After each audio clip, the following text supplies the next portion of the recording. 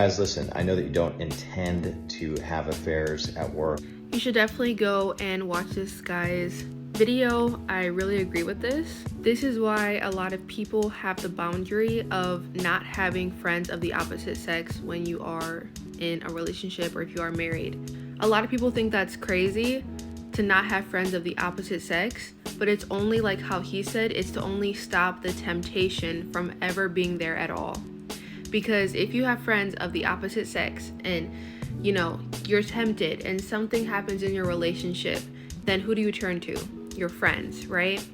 And it's always in those moments where you're really vulnerable, where things happen and you make mistakes that could be really detrimental to your marriage and your relationship. I love how he said to grow in your marriage relationship, because I don't think we really talk about that in society, that if your marriage is in a bad place, there is always room to grow. There's always ways for you guys to change and work it out and make it better for the relationship to still work out at the end. And like how he said, and he's speaking to men, but I'm speaking to mostly women, there is always ways for us to improve as people to make our relationship better. If you're not having those, laughing moments, those beautiful moments with your husband that you used to have, there's always room to improve. There's always ways to make those things happen. And I know this because honestly, this happened in my marriage. I've only been married for literally like a year and a month, okay? We haven't been married for too long. But we moved in together when we got married, and we did have a rough patch, and there wasn't a lot of those moments that I wanted there to be like how there used to be. And we basically both decided that we, no matter what, are gonna make this work, and we both changed for the better. Now our relationship is the best that it's literally ever been, because we both decided to work on ourselves and our marriage, and honestly, it is so beautiful, and I love being married. All this to say that the reason why we have boundaries and the reason why people decide to not have friends outside of marriage or whatever it might be is because you can easily create emotional connections to other people that aren't your spouse, and that can lead to emotional affairs, sexual affairs, or whatever it might be in the future.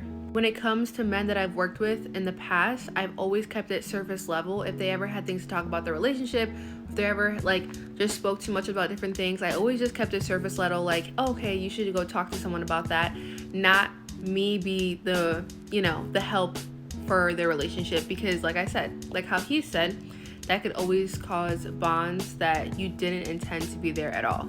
So I really appreciate this video, and I think it's really important for people to set boundaries so that they don't fall into any type of temptation that might be there, because we're flawed human beings, and it's just better to leave that. It's better for there not to even be a chance of an affair. Yes, I completely understand that, and I think most people have the respect and capability to be friends with the opposite sex without liking them in that way. But it depends on what you actually consider a friend. Because I feel like there's a spectrum of friends, and it's easy to call anybody that you talk to a lot a friend, but I think a friend is like someone that you can talk to about anything to, a close friend who will be there for you, right? And I feel like most friends fall into the category of like acquaintances, where you guys would be cool talking to each other, but outside of work or outside of a time where you guys really don't talk to each other, you guys don't really reach out to each other, right? Obviously, there's no way to not speak to the opposite sex ever. There's always going to be times where my husband and I speak to the opposite sex in some type of capacity.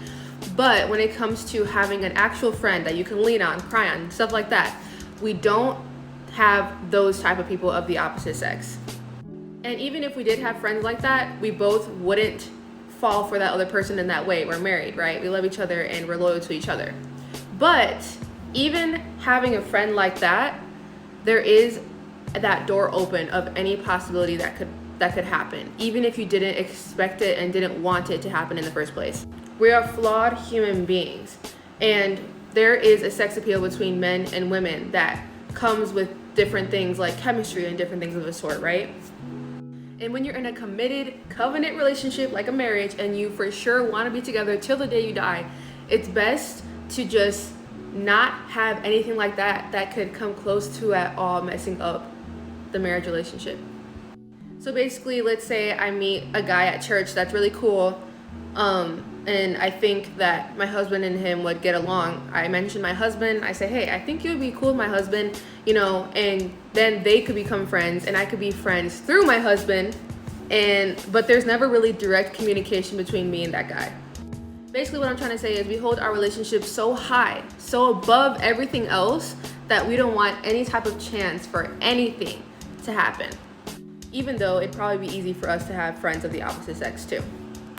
Basically what I'm trying to say is, like the guy said, we are preventing any type of temptation to ever come close to happening in our relationship. Thank you for commenting. There's that. Some things that my husband and I did to strengthen our marriage. Thank you for asking this question. First of all, I wholeheartedly believe in what the Bible says about how husbands should cherish and love their wives, and how wives should respect their husbands. Men and women usually receive love differently, and it boils down to these two things: love and respect. The thing is, men are really good at giving out respect, and women are really good at giving out love, because that's how we receive love, but that's not how the opposite gender receives it. And this is based off of, first of all, the book of love called Love and Respect, and obviously the Bible, like how I just said. Okay, so I used to have a really big masculine energy when I would talk to my husband a lot of the times. And because of that, a lot of times I felt like we were just roommates and best friends and not like romantic partners. I mean, it's kind of weird when your husband is in his masculine energy and I'm also in masculine energy. I mean, that just doesn't really fit together, and I wasn't getting the love that I desired because of that. Because, I mean, a lot of times we turn our husbands off when we give him that masculine energy, and when we speak harsh, and when we're disrespectful, and things of the sort. So basically, I took months and dived deep into basically how to be a feminine woman. I also looked up how to be a good wife. I watched a lot of videos on YouTube, and I basically just wanted to be different. I did a lot of inner work to bring out gentleness. And that's one thing that I feel like a lot of women don't have nowadays, is just having gentleness and being kind to your significant other. A masculine man loves a feminine woman who just is gentle and sweet and kind, who respects him in his decisions that he makes, and who is coming alongside him to help him in his vision, basically. I started to think of our relationship as us as one, and not us as two different people that were just, living together, right? Basically what I'm trying to say is I completely embraced my femininity. I started to dress up like really cute around him. I started to care more about how I put myself together. I started to care more about how I spoke to him. I started to be gentle. I started to not nag him as much. I started to be more quiet when he gets home at work and allow him to have that peace. I started to be more peaceful in general. I started to, clean my house more. Like, that's a big one, okay? By the way, a lot of these principles are biblical. They're from the Bible. And if you are a Christian, you know that gentleness is a fruit of the Spirit. And I wasn't having that as a wife and just as a woman in general. Okay, so the first part was about how I changed as a person to strengthen my marriage, and this is going to be about how my husband changed as a person to strengthen our marriage. So I spoke about the book Love and Respect, and there's a concept in there called the crazy cycle. You can look up the crazy cycle, but it's basically where when the wife is disrespectful to her husband, it motivates him to not love her, and when the husband is not loving to his wife, it motivates her to not respect him. And because of that, you guys are on a crazy cycle, and a lot of times this just keeps on going until one person gets off the crazy cycle. Me being respectful, gentle, and loving and kind to my husband got us off of that crazy cycle. And him being really, really loving towards me also got us off of that crazy cycle too. But I can't even lie, it was a lot of me. Once I started to embrace my femininity and really just be an all-around gentle person, it completely just changed our relationship together. My husband became just so much more loving towards me. I mean, this is the easiest way to get a man to be obsessed with you, is to respect him and be gentle and loving and feminine towards him, and a masculine man will eat that up. So anyways, that being said, he became like the most loving person in the world to me. I mean, we've both been loving and kind before. I'm not saying that our relationship was always a mess, but there was a time last year in the first parts of our marriage where we did have some rough spots where we just were on that crazy cycle. All in all, your marriage becomes strengthened when you guys both decide to love each other like the other person receives love, and not love each other based on just how you think they receive love or based on how you receive love, basically. My man has always been loving and kind and will always sacrifice for me, and he's just an amazing man all in all. Basically, when I started to treat him differently and like how he loved to be loved, he starts to treat me differently and starts to love me how I love to be loved. And this is called the energizing cycle, also based on the book Love and Respect. The energizing cycle is basically where the woman motivates love by respecting her husband, and the husband motivates respect by loving his wife.